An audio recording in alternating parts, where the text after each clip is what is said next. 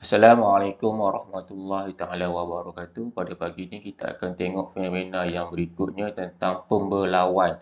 Okey, apakah yang dimaksudkan sebagai pembelauan? Pembelauan ini ialah maksudnya adalah penyerakan. Jadi penyerakan kenapa? Yang disebabkan oleh gelombang itu melalui satu celah. Okay, nanti cikgu akan lebih detail apa itu celah. Dan juga selepas gelombang itu melalui penghalang.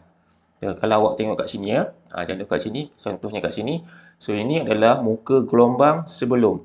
Okey, jadi ini adalah muka gelombang sebelum sebelum mengalami pembelauan. Jadi dekat sini adalah halangan. Ni. Cikgu lorek ni, ini adalah halangan. Jadi bila muka gelombang sebelum sebelum kemudian dia jumpa halangan, jadi di manakah berlakunya pembelauan? Jadi kawasan sini, cikgu lorek ini adalah berlakunya pembelauan. Jadi pembelauan yang pertama adalah penyerakan. Maksudnya selepas dia lalu celah ataupun halangan, dia akan serak gelombang yang selepas dia melalui sama ada halangan ataupun celah. Contohnya kat sini, ini adalah celah. Ini adalah celah. Jadi celah ni adalah muka gelombang sebelum. Bila sebelum dan lalu celah ni ada lubang. Jadi di manakah pembelauan? Yang ini sebenarnya dipanggil sebagai pembelauan. Jadi itu konsep dia. Itu supaya awak nampak lah. Itu adalah pembelauan. Jadi kita akan tengok yang seterusnya faktor-faktor yang mempengaruhi pembelauan ialah panjang gelombang.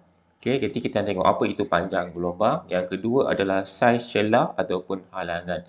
Jadi untuk pembelauan ini ada beberapa kuantiti fizik yang berubah ataupun tidak berubah. Yang pertama sudut. Pembelauan tidak melibatkan sudut. Yang kedua adalah panjang gelombang.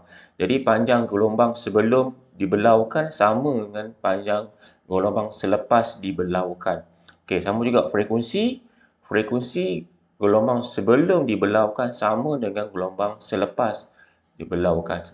Dan awak tahu halaju ni adalah V. Sebab halaju formulanya adalah F sama dengan F lambda. Kita dapati bahawa frekuensi pun tidak berubah. Lambda ni adalah panjang gelombang. Panjang gelombang pun tidak berubah. Maka apa akan jadi pada halaju? Halaju sebenarnya berubah ke tidak awak rasa? Nanti kita akan tengok halaju sebenarnya adalah kalau sini tidak berubah, sini pun tidak berubah, laju agak-agak berubah tak? Nurin, fikir logik. Kalau kita fikir logik, tak berubah. Lambda tak berubah. Jadi, cikgu rasa dia punya halaju juga, halajunya ialah tiada perubahan. Jadi, itu salah lah. Yang berubah hanyalah satu, iaitu tentang arah perambatan gelombang sahaja. Kita tengok kat sini. Ini saiz celah. Cikgu nak padam dia. Supaya awak nampak. Jadi dekat sini, ini adalah pembelauan. Pembelauan ini, yang ini adalah muka gelombang. Ini adalah muka gelombang sebelum. Sebelum dibelaukan. Mana halangan? Halangan yang ni. Ni adalah halangan kecil. Ini adalah halangan yang lebih besar.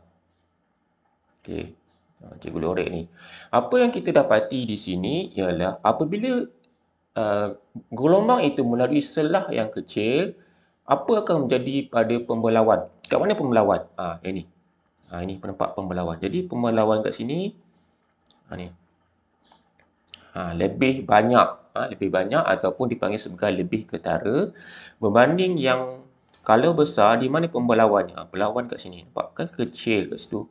Hanya berlaku di sini sahaja.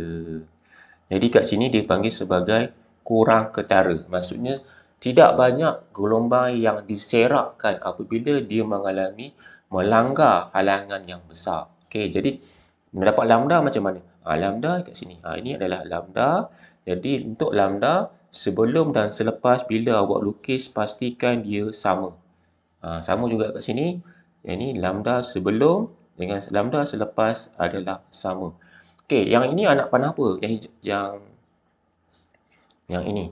Ini adalah arah perambatan gelombang. Okey, ini adalah arah perambatan gelombang.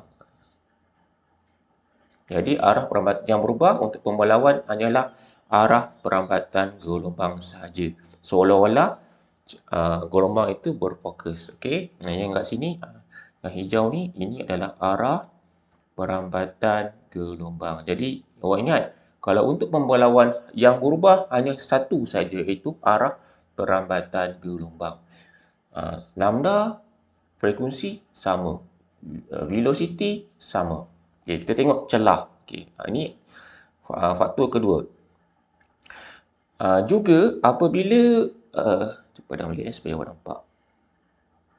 Okey. Kat mana celah? Celah kat mana? Celah tu yang mana satu celah? Ni celah. Ni celah. Cikgu buat garisan merah itu celah. Apabila gelombang itu lalu celah, apa akan jadi pada pembelawan? Ni pembelawan. Nampak? Lebih ketara. Maksudnya lebih banyak lah. Berbanding dengan ini. Ini sikit je kat situ sahaja. Apabila saiz celah tu besar, jadi pembelawan hanya berlaku di sini sahaja. Jadi nampak, bila saiz celah tu kecil, ni gelombang, nampak dia besar gitu. Jadi sebab itu dah dipanggil sebagai lebih besar. Dalam bahasa fizik dipanggil sebagai lebih ketara. Lebih ketara tu maksudnya banyak gelombang disebarkan. Jadi sama juga yang merah ini dipanggil sebagai muka gelombang. Bila awak lukis, dia seolah-olah macam membulat. Ni ya, bila awak lukis tu pastikan muka membulat, tetapi pastikan dia punya lambda ni sama ya. Lambda dia kena sama. Okey, tu yang merah tu adalah muka gelombang. Okey, yang hijau ni adalah arah perambatan gelombang. Jadi seolah-olah kalau dia melalui celah, dia macam mencapah. Nampak? Okey, lebih ketara. Okey, tapi kalau saiz celah tu besar, dia seolah-olah melawan berlaku di sini sahaja, kecil sahaja. Okey, yang hijau itu adalah arah perambatan gelombang. Yang merah itu apa? Merah itu adalah muka gelombang. Okey, boleh faham ya? Jadi gelombang pembelawan berlaku ada dua sebab. Satu, dia lalu halangan. Mana halangan? Ini dia lalu halangan. Yang kedua, dia lalu celah. Celah tu macam lubang lah. Itu konsep pembelawan. Okey. Okey, ini faktor-faktor yang mempengaruhi pembelawan. Okey, kalau awak tengok kat sini, apa beza dia? Bezanya adalah saiz celah sama tak? Saiz celah sama. Ini saiz celah. Yang membezakannya adalah sekarang ini adalah panjang gelombang. Okey, ni panjang gelombang ni besar. Yang ni adalah panjang gelombang adalah pendek. Apa yang jadi ialah apabila panjang gelombang itu besar, apa yang berlaku pada pembelawan? Nampak pembelawan? Ni. Pembelawan kat sini lebih luas ataupun dipanggil sebagai lebih ketara. Lebih ketara ni maksudnya luas lah. Dia punya penyerakan gelombang tu banyak. Okey, kalau panjang gelombang ini pendek, okey, nampak apa akan jadi pada pembelawan? Pembelawan kat sini sajalah. Nampak pembelawan tu kat situ sahaja. Kat sini lain-lain panggil sebagai kurang ketara. Okey, jadi kurang ketara ni maksudnya sikit sahaja gelombang itu diserakkan. Jadi panjang gelombang lebih besar, pembelawan lebih ketara. Maksudnya lebih banyak gelombang itu diserakkan. Okey, ini untuk gelombang air. Okey, kita tengok gelombang untuk gelombang ini adalah gelombang cahaya. Okey.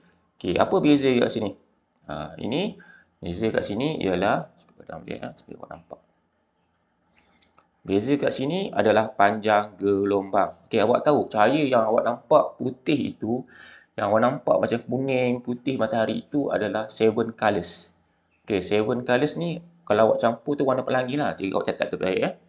Jadi ada Michael Jackson kena halau balik India Utara. M tu Michael tu merah lah, J tu jingga, K tu kuning, H tu hijau, B tu biru, I tu indigo, U tu ungu. Okey, jadi ini warna pelangi. Michael Jackson kena halau balik India Utara. Jadi lagi ke atas, you punya lambda dia adalah semakin bertambah. Jadi panjang gelombang merah, jadi panjang gelombang merah lebih besar daripada panjang gelombang jingga sebab lagi ke atas panjang gelombang lebih besar. Apa itu panjang gelombang? Panjang gelombang adalah jarak puncak ke puncak. Macam ni. Puncak ke puncak. Ini adalah lambda. Okey, jarak puncak ke puncak. Okey, beza kat sini ini adalah warna hijau dengan warna merah. Jadi mana yang lebih panjang dia punya lambda dia? Ni. Okey, jadi ini lambda merah. Dia punya panjang gelombang adalah 670 nano. Nano tu apa? 10 kuasa negatif 9 meter. Okey. Okey, ini bukan okey, kemudian kalau awak tengok kat sini, ini adalah lambda hijau. Hijau kan dia punya dah ke bawah. Jadi dia punya panjang gelombang kurang. Jadi pendapat mana? Ini adalah 532 nano, 10 kuasa negatif 9 meter. Jadi mana panjang gelombang dia? Mana? I know. Panjang gelombang merah ke panjang gelombang hijau lebih panjang?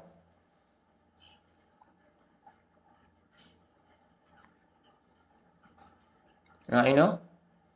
Awak on mic tak apa.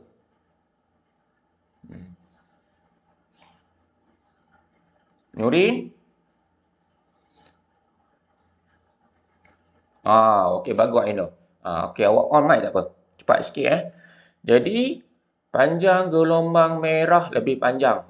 Jadi kat sini panjang gelombang besar, sini lebih kecil. Awak tahu kalau panjang gelombang lebih besar, apa akan jadi pada pembelawan? Pembelawan lebih ketara. Jadi kalau awak tengok lebih ketara macam mana? Nampak? Nampak tu kan lebih besar. Banyak diserakkan. Luas diserakkan. Nampak? Dia luas. Berbanding yang hijau, hijau hanyalah di mana? Di sini sahaja. Nampak? Jadi, kalau panjang gelombang tinggi, maka banyak cahaya itu akan diserakkan ataupun dipanggil sebagai lebih ketara. Okey, ini celah. Celah tu macam celah. Okey, yang ini adalah lubang jarum. Kalau awak tengok, contohnya ni cahaya, satu kertas. Contoh ini kertas. Okey, kertas. Awak tebuk lubang. Lubang tu besar jarum. Jarum tu awak cucuk kat sini. Awak contoh kat sini, awak cucuk. Ini awak ambil laser lah sebab laser tu warna merah kan awak cucuk. Awak ambil laser kat sini. Okey, contoh kat ni awak dah cucuk lubang. Awak ambil laser, awak colok. Awak akan nampak dekat sini yang contoh kat sini lubang. Ini laser. Tu laser, ni lubang nampak kat sini. Yang awak nampak tu yang nampak yang kat skrin awak tu. Itu panggil sebagai pembelauan. Jadi ini adalah pembelauan sebab ini adalah pembelauan juga sebab dia lalu lubang. Okey, jadi inilah pembelauan untuk gelombang cahaya yang berwarna merah lebih besar. Kalau kita buat warna hijau, kecil saja sebab kalau kita buat warna indigo lagi kecil sebab panjang gelombang indigo adalah lebih kurang. Jadi pembelauan bergantung kepada panjang gelombang. Okey, dan juga saiz celah. Okey. Okey, ini untuk gelombang cahaya. Kita tengok gelombang bunyi. Okey, gelombang bunyi macam ni. Kawan awak dengar kat sini awak cakap tapi ni kawan awak sembang kat sini, okey. Ni contohnya kat sini. Dia bersembang kat sini. Jadi ini pintu ni kita anggap sebagai halangan lah. Okey, halangan. Okey, tapi awak boleh dengar bunyi. Masuk kat sini. Belau tu maksudnya gelombang bunyi akan jumpa halangan, dia akan dibelaukan. Jadi awak dengar. Jadi gelombang bunyi boleh dibelaukan. Tapi kalau awak letak cahaya kat sini, okey, awak pergi kat sini, awak nampak tak cahaya? Alia, awak nampak tak cahaya? Tak nampak. Okey, cahaya awak tak nampak. Tapi gelombang bunyi awak boleh dengar sebab panjang gelombang bunyi ataupun lambda gelombang bunyi lebih tinggi. Bila lebih tinggi, apa akan jadi? Dia senang dibelaukan. Berbanding dengan cahaya.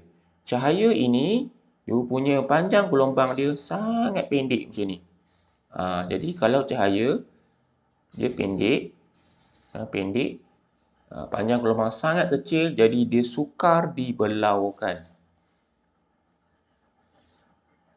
Jadi sebab itulah awak tak nampak cahaya. Jadi yang paling senang adalah gelombang bunyi sebab panjang gelombangnya besar. Awak tahu kan panjang gelombang itu adalah jarak antara puncak ke puncak. Okey. Jadi kat sini kalau awak tengok kat sini. Okey, apa beza kat sini? Ni dua-dua adalah gelombang bunyi. Dua-dua adalah gelombang radio mengeluarkan gelombang bunyi. Jadi apa beza dia? Bezanya adalah pada panjang gelombang. Mana panjang gelombang dia? Ni nampak ni. Ini panjang gelombang pendek. Ini adalah panjang gelombang lebih besar. Awak tahu, kalaulah panjang gelombang besar, apa akan jadi pada pembelauan? Pembelauan lebih ketara. Lebih ketara ni apa? Lebih luas. Nampak? Nampak? Kan lebih luas kat sini. Jadi X dekat sini, Y dekat sini boleh dengar. Sebab apa? Sebab banyak gelombang itu telah dibelaukan. Berbanding yang Y kat sini. Y kat sini ada tak gelombang bunyi? Tak sampai pun gelombang. Sebab apa tak sampai? Sebab kat sini lo punya lambdanya adalah pendek. Jadi pembelauan kurang ketara. Kurang ketara ni kurang luas. Jadi pembelauan dekat sini sahaja. Yang cikgu lukis hijau tu. Jadi kat sini mengapalah kalau awak kena pakai panjang gelombang yang besar. Jadi Y tu awak boleh dengar. Kat sini Y tak boleh dengar. Sebab apa tak boleh dengar? Sebab tak sampai. Gelombang bunyi tu tak sampai. Jadi inilah faktor yang cakap dia panjang gelombang. Okey, dia jelas ya? Okey, kita tengok kat sini. Air. Dekat sini benteng penahan menyebabkan pembelauan yang menghasilkan kawasan air tenang sesuai dengan persinggahan kapal-kapal ataupun aktiviti rekreasi air. Jadi kalau awak tengok kat sini, sini katakan kapal nak melabuh kat sini. Jadi kapal ni dia nak melabuh. Melabuh kat sini. Contohnya ni. Ni pelabuhan. Dia nak melabuh kat sini. Yang cikgu lorek ni, ini adalah kapal. Kapal tu nak melabuh. Jadi kapal tu kena lalu celah. Ni celah lah ni. Okey. Cikgu padam dulu ya.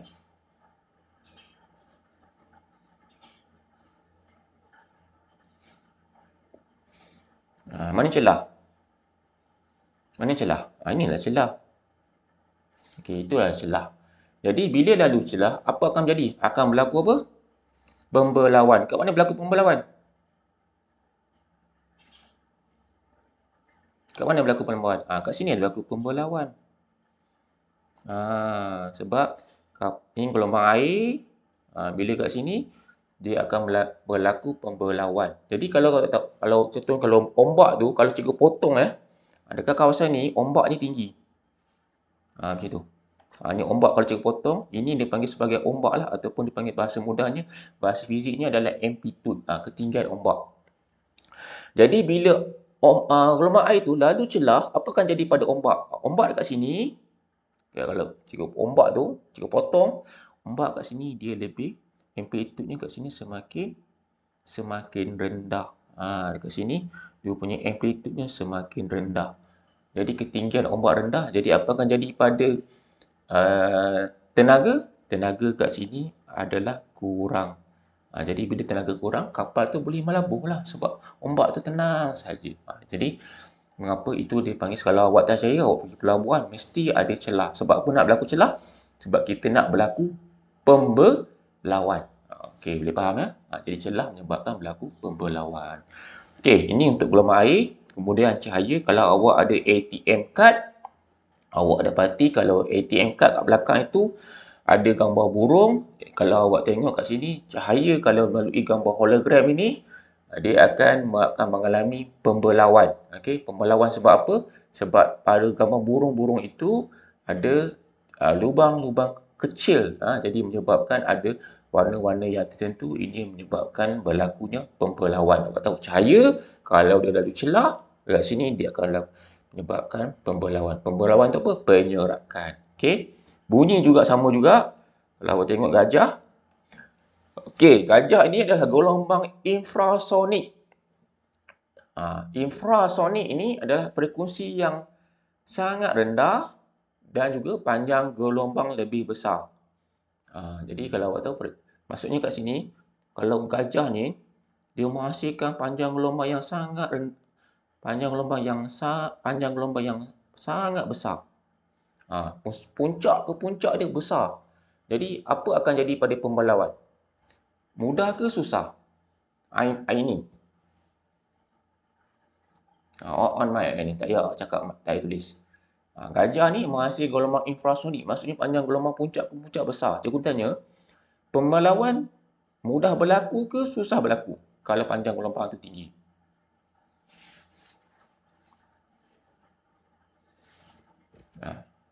Ini. Ada kat ini kat sini? Ada kan? Tak tahu. Izzati, Imanina Izzati.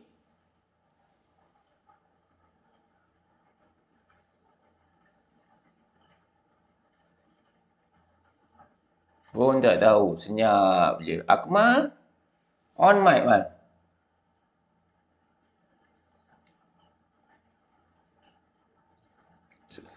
Mudah berlaku ke kurang berlaku?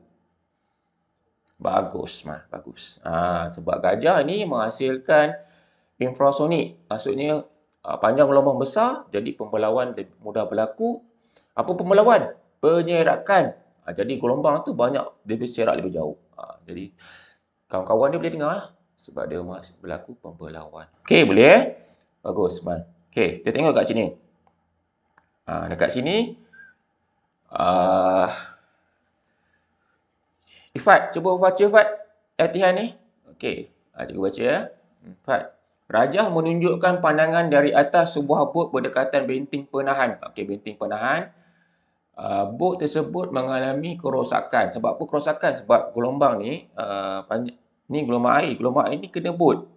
Jadi bot ni akan jadi rosak lah. Jadi ini macam ni sebelum dia langgar celah. Bila langgar celah, selepas tu dia akan berlaku pembelawan. Kat sini akan berlaku pembelawan. Kat sini pembelawan ni. Berlaku pembelawan. Tapi pembelawan ni menyebabkan bot tu rosak. Jadi macam mana kita nak bagi bot tak rosak?